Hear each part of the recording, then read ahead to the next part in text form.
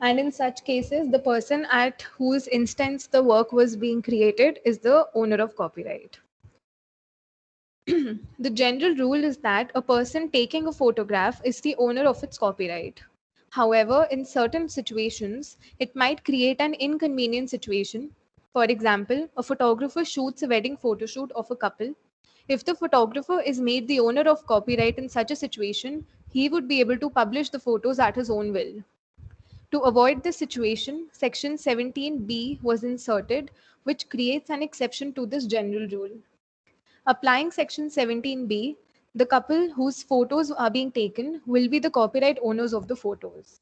I hope this logic is clear to you all why this exception is there. Similarly, if a husband hires a painter to make a painting of his wife, it would be inconvenient if the painter owned the rights to the painting. Thus, the copyright in the painting would vest in the husband, on whose instance the painting was being made for a valuable consideration. Now, the third exception is a work made in the course of employment. In case of a work made in the course of the author's employment under a contract of service or apprenticeship to which A and B don't apply. See, our first subsection that we talked about was when a person is employed in a newspaper or periodical. And the second subsection, B, talked about, wait, let me go there. And B talked about when a person is under a contract of service. Now, barring A and B, whatever situations fall beyond A and B, so it's not a newspaper and it is not what is given under 17B, that will fall under 17C. So it includes those situations which A and B don't cover. So it makes it more inclusive. In case of a work made in the course of the author's employment under a contract of service or apprenticeship to which A and B don't apply, the employer shall be the owner of copyright in absence of an agreement to the contrary. What are the ingredients of this particular subsection? The author has made the work. The work is made in the course of employment. There is a contract of service or apprenticeship, and 17A and B don't apply, and there is no agreement to the contrary. See, whenever there is an agreement to the contrary, the exceptions under section 17 will not apply. This is only when there is no such contract or agreement that by general rule we assume that the person, the employer for example, is the owner. Where there is a contract that is specially made between parties, that no matter what the copyright law says, this person will be the owner, then the contract will subside over the section. So all the sections are subject to the condition that there is no agreement to the contrary. 17CC was added by an amendment in 1983, and it protects lectures, addresses delivered in public. Where a person delivers any address or speech in public, he shall be the first owner of copyright. So this is what our general rule would say, that if somebody is delivering a lecture in public, then he or she will be the owner of copyright. Where a person delivers any address or speech in public on behalf of any other person, the other person will be the owner of copyright. See, the politicians and all the big dignitaries, if they are so basically they could suppose a minister is not available to give a speech and he asks his subordinate to deliver a speech on his behalf, which is very informative. It is not like addressed to the public as in which only the prime minister can do. It's something technical and that information has to be given to the public at a particular date, but he is not available. He asks somebody else to give it. Now, that somebody else, just because that person is delivering the lecture, will not become the owner of copyright. The minister will be the owner of copyright because the speech is being delivered on behalf of him. So it is similar to that B subsection that we saw, that on the instance of somebody else, if a painting is being made, then the first person is the owner. Similarly, if at the instance of somebody a speech is being delivered, then that person will be the owner, not the person delivering. 17D talks about government works. In case of a government work, in the absence of an agreement to the contrary, the government is the first owner of copyright. Section 2K defines a government work as a work which is made or published by or under the direction or control of the government or any of its department, the legislature of India, or any court, tribunal, or other judicial authority in India. See, an example could be that the government, any body of the government, which are mentioned here, they could hire or ask on commission basis, which means a contract for service. They could hire, for example, an author to write a manual on copyright law. So they want to publish a manual on the official website of Copyright Office, and they hire a copyright novelist. Like they hire a subject matter expert, and that person will write a manual or a handbook on copyright law. So any student like you guys who are budding lawyers and who are new to the intellectual property right law, they can refer to the manual. Now that manual will not belong to the owner, sorry, to the author, since it is being made at the instance of the government, and they are made under the direction of the government. Then the government will own copyright over the manual, no matter who writes it. That person will be paid royalty or a particular amount of commission, but he will not be the owner of copyright. Eastern Book Company versus DB Modak is a very important case in copyright law. Under Section 17D, the government shall, in the absence of an agreement to the contrary, be the first owner of copyright. This includes judgments of the courts. Copyright in these works will vest in the government, the same being government works. See, technically, we don't award copyright to judgments because they are in public domain. But in this case, the court had held that judgments are government works. But in in the normal parlance, we don't designate copyright to government works. I mean, to judgments of the court. Then works of a public undertaking, 17DD, work made or published by or under the control of a public undertaking.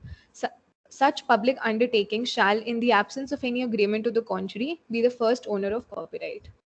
See, public undertakings like there are companies like say Hindustan Unilever or ONGC, who are public undertakings. So any work that is made at their instance, they will be the owners. It is very similar to the government works. Just the government works, like in place of government works, they are public undertakings. Otherwise, everything is the same. Works of international organizations, 17E. In a work to which provisions of Section 41 apply, Section 41 deals with foreign works. The international organization shall be the first owner of copyright. A work made or published under the direction or control of an international organization, such organization, in the absence of an agreement to the contrary, be the first owner of copyright. See, an international organization like UN, for example, they have hired somebody in India to create a work for them, and the author will not be the owner of copyright. UN will be owning the copyright in the work. Now, is ownership clear to everyone? Is there any doubt in any subsection? Just open your barracks, go through section 17, take 2 minutes. If there is any doubt, you ask me. Otherwise, I'll wind up this topic. Yes, ma'am, we'll go to the barrack. Yeah.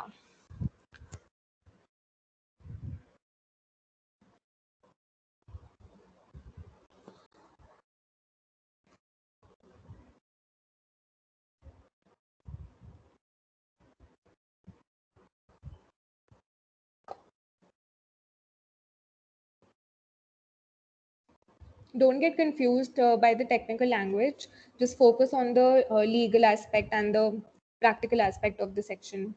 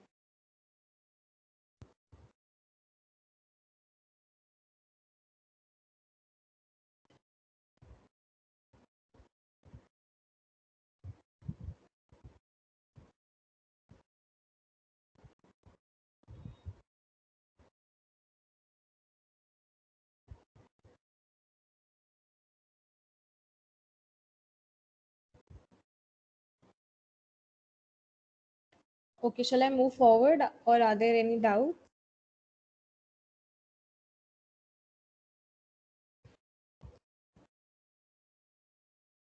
Ma'am, can you explain the subclause of C? Yes. See, the subclause C is basically a residuary clause to A and B. So A talks about situations where a person is employed by a newspaper or magazine to make works for their newspaper or magazine. And in such cases, the owner or the proprietor of the newspaper will be the owner of copyright. B says that at the instance of somebody else, if a person is making a portrait or taking a photograph, then such other person will be the owner of copyright. C covers those situations that are not covered under A or B, so excluding newspapers and magazines or similar periodicals, and excluding paintings and photographs. Any other work which is created under a contract of service, C will cover all those situations. So C protects cases barring A and B, wherein a person is an employee under somebody and that person is creating a work in the course of employment under a contract of service, which means the person is a proper employee on a payroll, on a salary basis. So the employer will, in such cases, be the owner of copyright. So it's a residuary section to A and B. It includes any left circumstance that A and B don't cover. Is it clear? Okay, ma'am. I asked the clause under section C, ma'am. Like there is another subclause CC in which they told something about address or speech delivered in public. Yeah, so CC talks about speeches or addresses that people deliver in public gatherings. So they say that if a person is delivering a speech or address in the public, then such person who's delivering will be the owner of copyright. But there could be situations where somebody is delivering a speech or address to the public on behalf of somebody else. Then that somebody else will be the owner of copyright on whose behalf the speech is being delivered. So in this case, it becomes an exception to the first rule. The first rule says who's speaking is the owner. But in the second rule, we say that it's not necessary that that person will be the owner. If the speech is on behalf of someone else, then that someone else will be the owner of copyright. So that's where I gave the example of that minister. So if Ma'am, somebody is, yeah. ma'am, in the similar case you're explaining, Hmm. is there a case like when a government minister addressed and told that it is his speech, but it was someone else's speech? Was there a case regarding same example? You're asking of a real case law, if there's any Yes, case ma'am. law. See, Yes, that ma'am. I will find out and let you know the name of the cases because I know two, three cases have happened, but I don't remember the names yet. So in the next class, I'll Okay. get the names. Okay, ma'am. Yeah. Are there more doubts? No, ma'am. Okay. No, ma'am. So we'll begin with the next topic that are economic and moral rights of copyright owners. See, section 14. Take out section 14 of your Bear Act, please. The title of section 14 says meaning of copyright, which means when we say that this person, this so and so person, is the owner of copyright in his work, what do we mean by that? What does copyright mean in its literal sense? So we know what works can be copyrighted, we know who can get a copyright. But what does copyright mean? What rights do we give to a person when we say that this person is the owner of copyright? Is is basically what section 14 talks about. So the title says meaning of copyright, meaning what all rights we accord to a copyright owner. So there are different categories of works which are accorded different rights. So if you see the first subsection, so it talks about literary, dramatic, and musical works. So when you see under A, you in the first line, literary, dramatic, and musical works. So from from clause 1 to 7, they are talking about those rights which are accorded to copyright owners of these three works. The subsection B talks about computer programs, what all rights are accorded to owners of computer programs. Then we come to artistic works, finally, films and sound recordings. So all the rights that are provided in the Bear Act, I have put it in the PPT with obviously explanations and cases. So you keep your Bear Acts open, and as we are proceeding with the slides, you keep reading the sections and keep marking that what all rights we've covered, And when you have any doubt, you ask me. So the first topic that we now, section 14, you can write in your barracks only are economic rights. These are not the only rights that copyright owners have. These are only the economic rights, meaning the rights through which a copyright owner can commercialize or gain monetary benefits from the work. There are other kinds of rights which are called moral rights, which are not given in this section. So please mention in your barrack that these are economic rights. Now, copyright is a bundle of rights. The copyright owner is not conferred with one, but a bundle of rights. These rights are provided under Section 14 of the Copyright Act. Different works are granted different kinds of rights, meaning that the bundle of rights vary with the category of work. For example, the rights are different for cinematograph films and those of literary works. Now, we can also see in the Bare Act, please keep your barracks open. We can see in the Act that literary, dramatic, musical works have relatively more rights than computer programs. And then similarly, films have only 2 rights or 3 rights, and sound recordings similarly have 3 rights. So the first category of works has the maximum number of rights. So every category has different set of rights. What your job is that you have to remember which work has what rights. So you should not get confused between different rights. See, most of them are overlapping. So it's not like every right is different, but you have to know that what are the extent of copyright for different works. It's very important for you guys to remember that. So I made flowcharts so it's easy to remember. So the first category is literary, dramatic, and musical works, wherein we have 7 rights. Reproduction of work in any material form. Reproduction means creating more copies of the work. So you can you can relate it with photocopies. So if it's a novel, you can make more copies of the same novel. Issue of copies to the public. I can issue n number of copies to the public, being the owner of copyright. So that is my second economic right. Then I have the right to communicate my work to the public.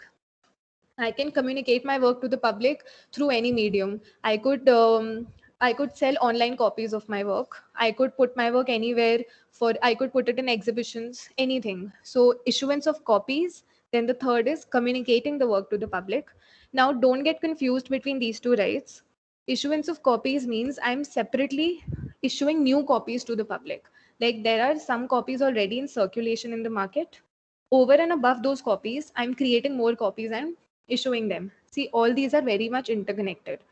For issuing more copies, you need to reproduce the work. So we go back to the first right. So first we reproduce, then we issue copies. Then there could be other ways of communicating the work to the public. It could be a soft copy of my book. I could put my book on any online reading medium like Kindle or anything, wherein soft copies are available. You buy the subscription of the website and you can access my book. I will get royalty. Okay. So communication to the public. Then I can perform my work in the public. So this particularly holds relevance for dramatic and musical works.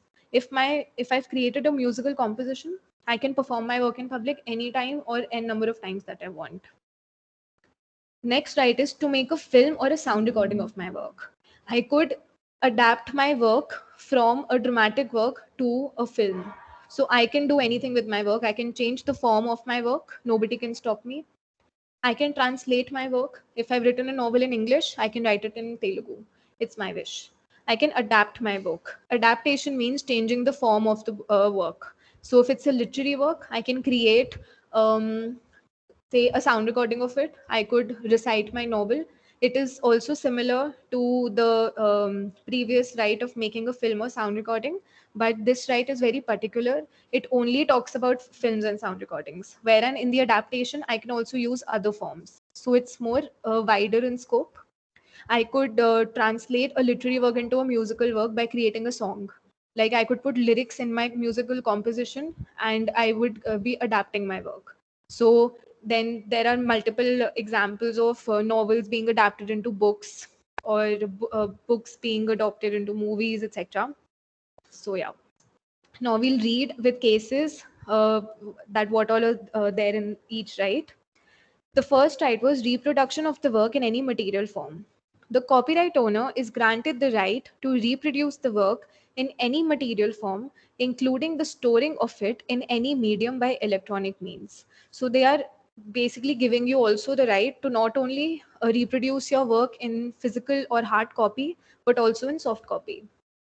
In the case of Ladbroke versus William Hill, it was held that reproduction meant copying and did not include cases where an author produced a substantially similar result by independent work without copying.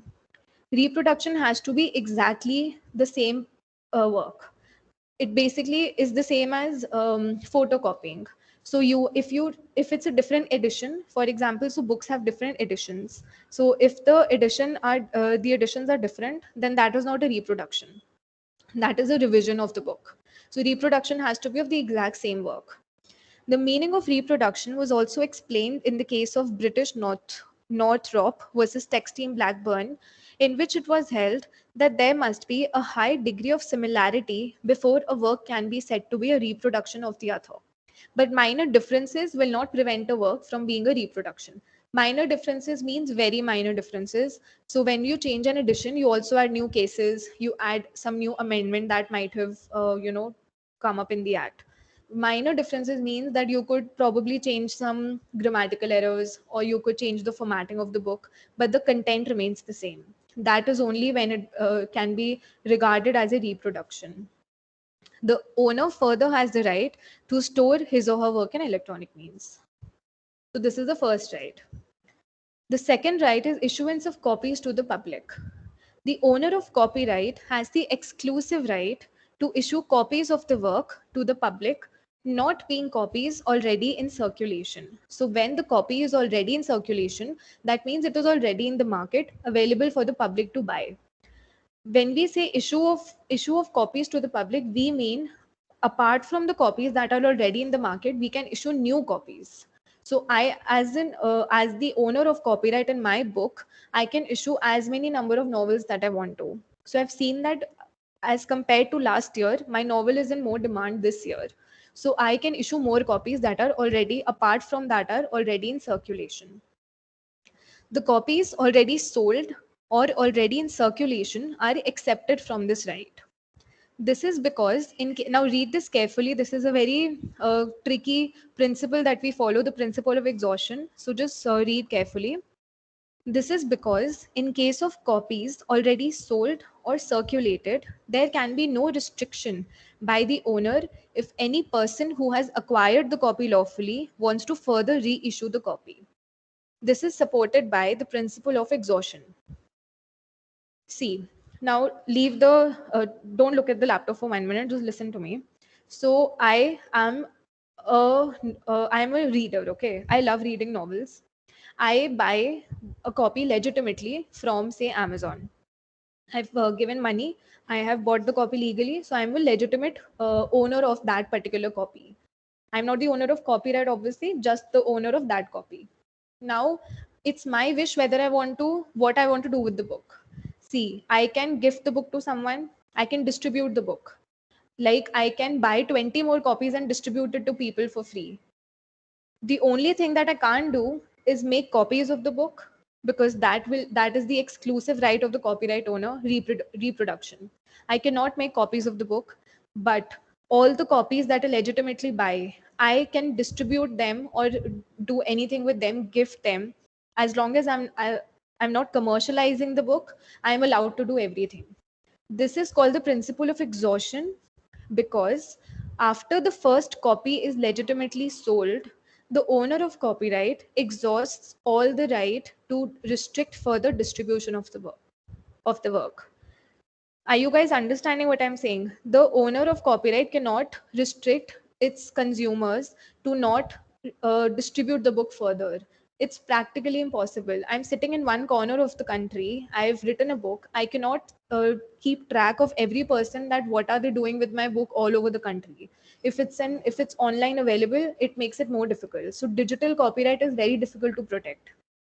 So, see, I'll give you two examples. It will make more clear. So, I'm having a party wherein, as return gifts, I want to give out, say, DVDs of a film that everybody likes. It's a new film. The same film, I want to give a DVD to everyone.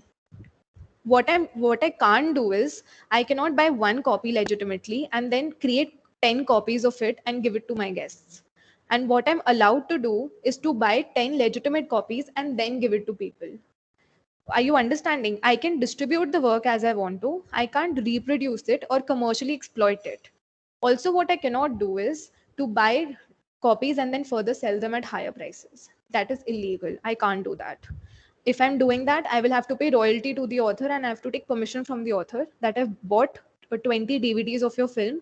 I want to sell those DVDs further. I'll give you 20% of the royalty. If the author agrees, I'm doing that legally. Otherwise, I can't. So the principle of exhaustion says that the owner, now read the slide, the owner of copyright can only control the first sale of the article. After the first sale, the owner exhausts the right to exclude anyone from further distributing the copies. Now, mind you, only the word distribution is being used. It does not say selling, it does not say reproduction. I cannot sell copies, I can only distribute, like without any monetary gains. In other words, the exclusive right of distribution is exhausted. This is also called the first sale doctrine. The author loses or exhausts his right to further distribute the book after he sells the first legitimate copy. Is it clear? Because I know it's very tricky, it takes time to understand the principle. So, is there something that you're not able to understand or you think is very confusing? Please ask me.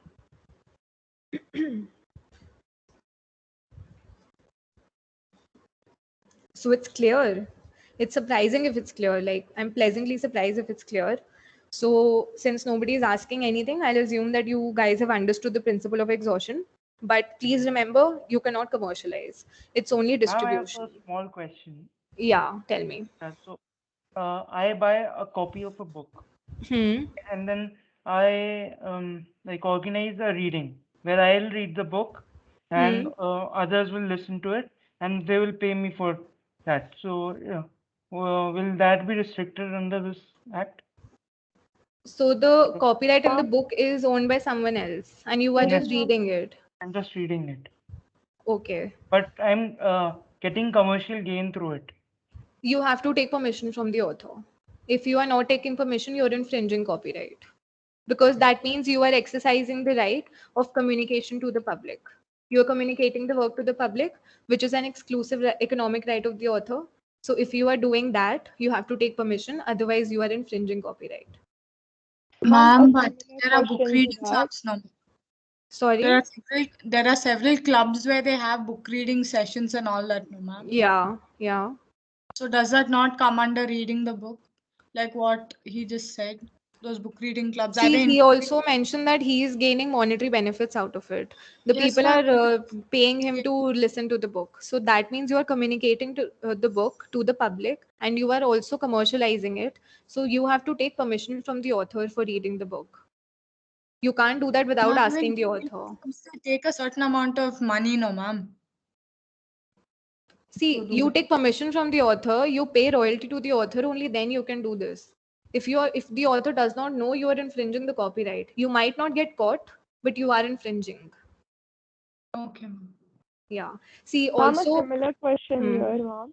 yeah, There are a lot of websites that sell the readings of the books. We yeah, find a lot of electronic books in different voices. yeah. What about those, ma'am? Do They they are all take permission? infringements. See, if the author does not permit them to publish his novel on the website, then it's all infringement. See, also that we go to clubs and cafes and everything. So when we go to restaurants, there are songs playing, right?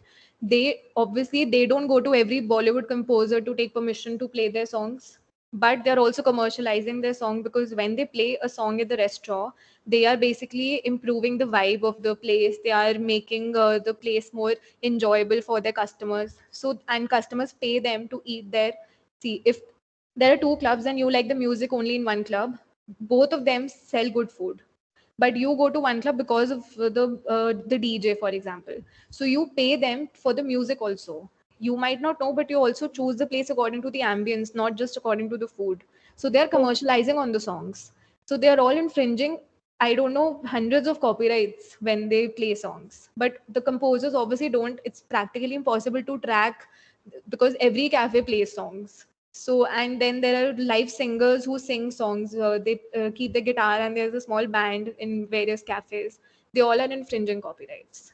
In on paper, it's all infringement. It's just that obviously it's impossible to file a case on every restaurant in the country. It's practically impossible. So it doesn't happen. But all the book readings that clubs conduct without taking permission of authors, all the songs that are played in cafes and restaurants or clubs, they're all infringements of various works because you're communicating the work to the public and you're not taking permission from the author.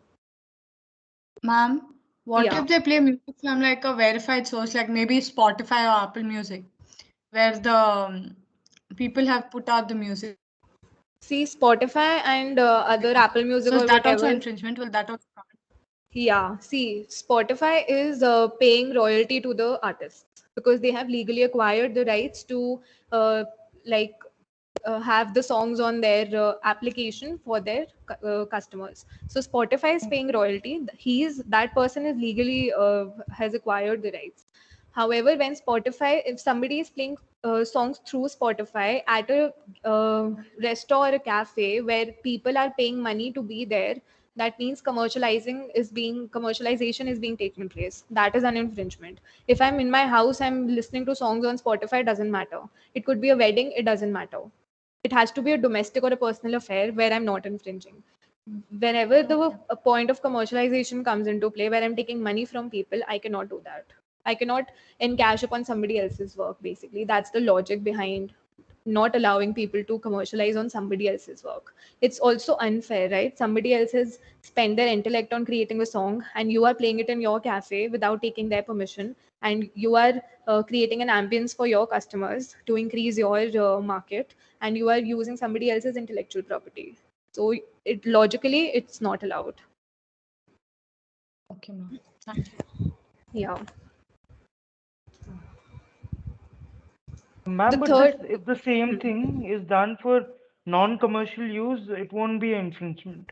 no, it won't be infringement. See, then also you have a lot of aspects that you see. So when we go to a wedding, so wedding technically is a personal affair. Nobody is charging you money to attend the wedding, but you pay money to the banquet or the DJ to play songs. So the DJ or the banquet is earning money from you, from the like whoever's getting married, from the host. So they are commercializing the song, so they are infringing the copyright. But as guests, you being there and listening to the songs, you are not infringing any copyright.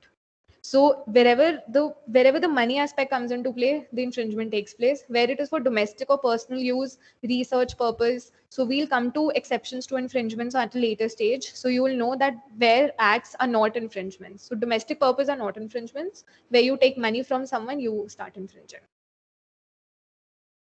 Okay. Ma'am, just a small doubt. Yeah. Ma'am, in the previous example, does Spotify get any right?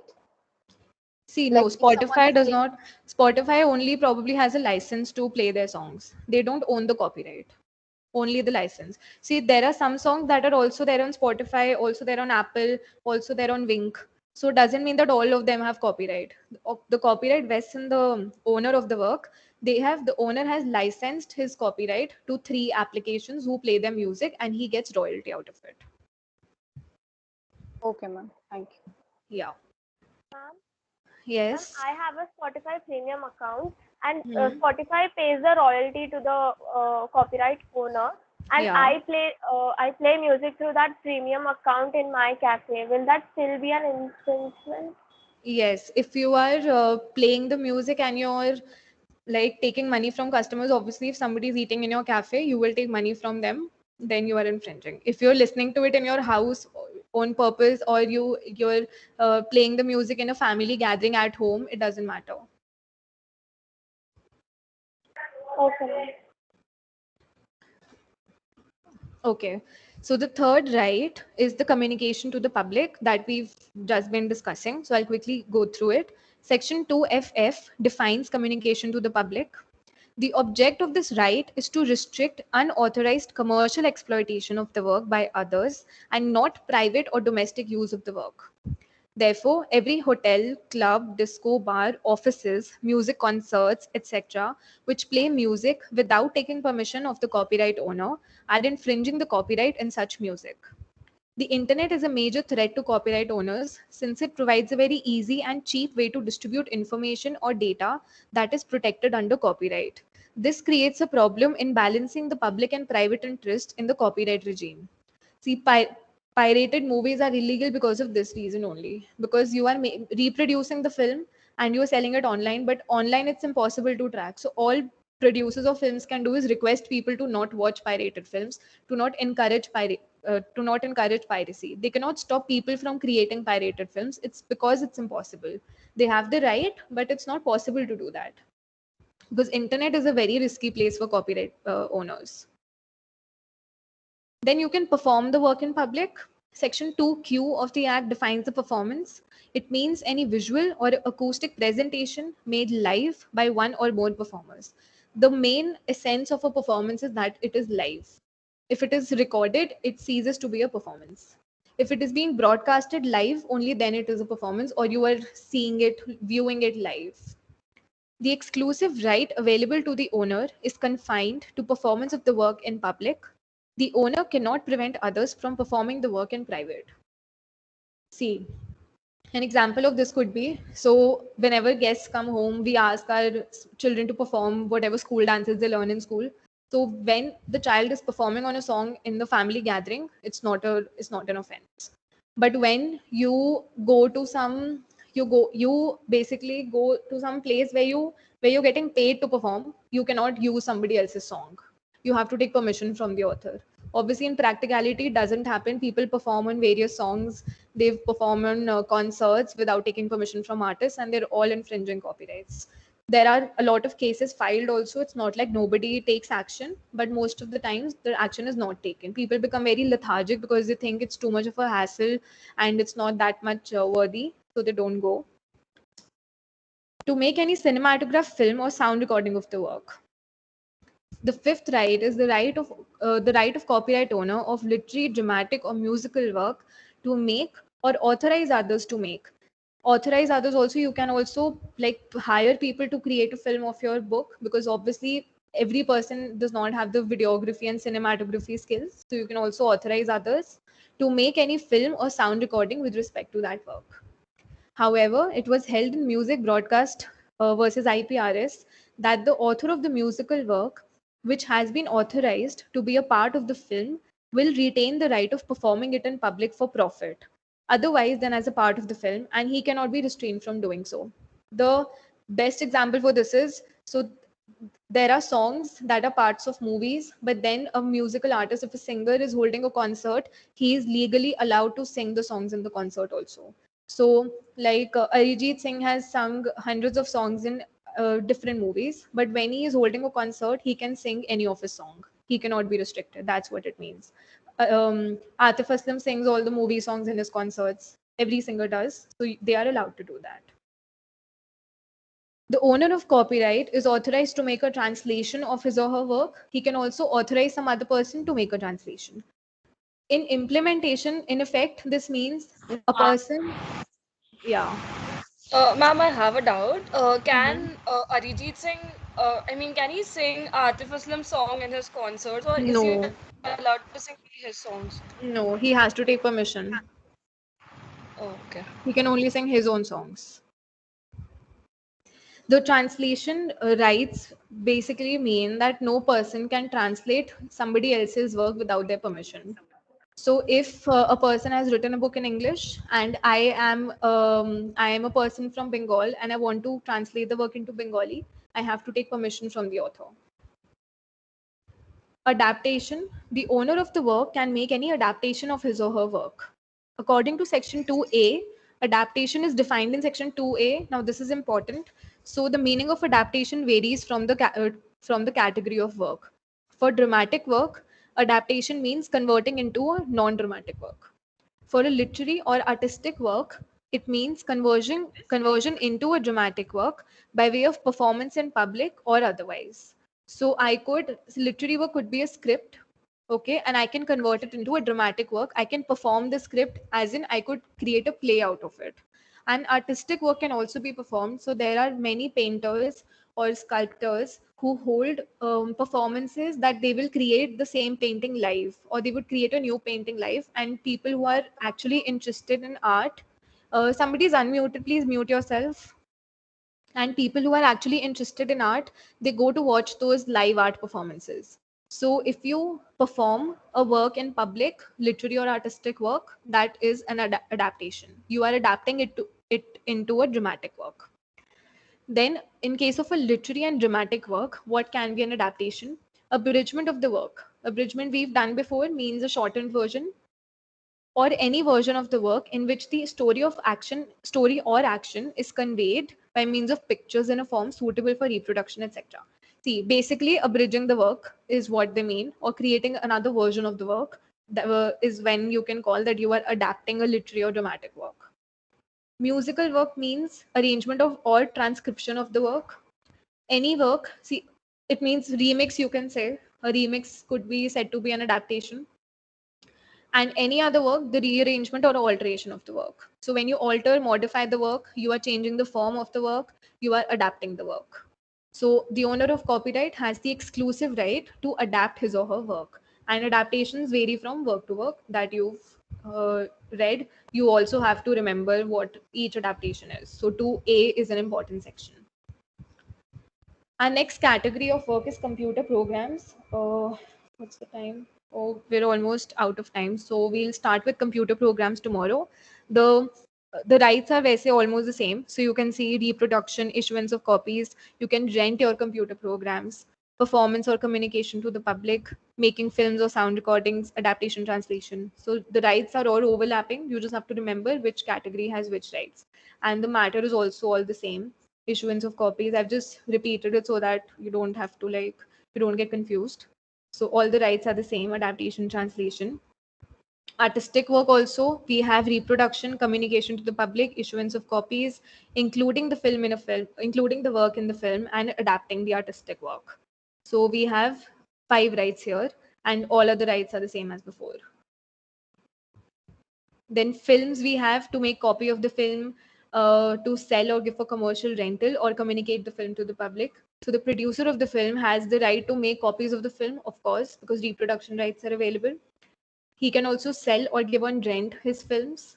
He can communicate the film to the public, meaning basically show it in theaters. Or now, because of COVID, there are many films that are being released online on OTT platforms. So if the film is being put up on Amazon Prime or Netflix, so that is communicating the film to the public. So the producer of the film has the right to do all this. Sound recordings also, we can make other sound recordings, including storing it in medium by electronic means, meaning reproduction. First right is reproduction. Second is to sell or give on commercial rental the copy of the sound recording or communicate the sound recording to the public. So these rights are similar to films. Section 16 is important. It says no copyright except as provided in the Act. No person shall be entitled to copyright. Now read this carefully. No person shall be entitled to copyright or any similar right in any work, whether published or unpublished, otherwise than according to the provisions of the Act. If any work or any author or any owner is not infringing, but not complying with any of the provisions in the copyright law, we will not give them copyright, is what they mean by Section 16. But nothing in this section shall be construed as abrogating any right to restrain a breach of trust or confidence. So when we were talking about copyright and concept notes, that where a person shared his idea of creating a reality show on matchmaking and somebody else stole the idea. So what this means is, under Section 16, that person has no remedy under the copyright law because copyright does not protect ideas. But what he can do is he can file a common law remedy under breach of trust or confidence. So copyright law does not negate the remedy of trust or confidence. You can go under that. It's just that the copyright law will not help you. This means that even if there is no remedy under this act available in certain cases, the common law remedies of breach of trust or confidence will still be available. Now, moral rights will begin tomorrow. Is there any confusion or doubt in any of the rights? They're all the same, so I don't think there's any point in repeating because the meaning of reproduction, issuance of copies remains the same. Now, what your job is to is that you have to memorize the flowcharts. You have understood the meaning of all rights, I'm sure. You have to memorize every category and the flowchart slide. This is what you have to remember properly. Okay, that's it for today. Tomorrow we'll begin with moral rights, and you can go through economic rights once more. And if you have doubts, you can ask me tomorrow. Ma'am, I have a doubt. Can I ask one? Yeah. Tell me. Ma'am, the copyright of a song will be in the hands of a composer, right? Or the No, singer? not the whole song. See, the background music will belong to the music composer. The lyrics will belong to the lyricist. So the So, ma'am, singer does not have rights. He is just yeah, the the singer performer. won't have any rights, right? See, the singer is the performer, right? He's performing the song that somebody else has composed and somebody else has written. So performers' rights are a separate category under copyright, which the topic will come after 2-3 classes. So the singer is the performer. So he has a separate set of rights. He doesn't own any copyright. He has performers' rights. Okay, thank you. Yeah. Okay, if there are no more doubts, I'll wind up the class. The economic rights topic is over. So basically, we've covered section 14 today. So what you do is you read section 14 again, you go through the slides. I'll upload the PPT just now, and you go through it. Tomorrow, before we begin with moral rights, I'll give you a window. You can ask doubts, and then we'll begin with moral rights. Moral rights are very easy and interesting, so they won't take a lot of time. We will also begin with some new topic. So yeah, that's it for today. Thank you so much. Thank you, ma'am. Ma'am, did you got any information regarding reopening of college, ma'am?